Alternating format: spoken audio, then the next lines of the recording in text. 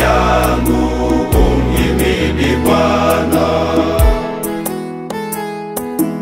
wala usizisahau fadhili zake zote, wala usizisahau fadhili zake zote.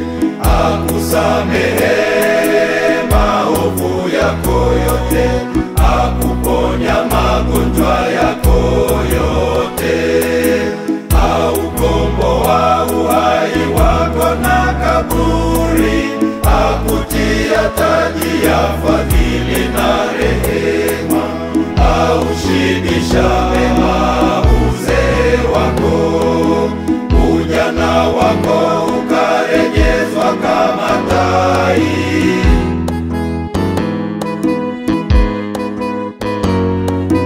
Bwana ndiye afanyaye mambo ya haki na hukumu kwa wote wanaoonewa. Alimjulisha Musa njia zake, wana wa Israeli matendo yake.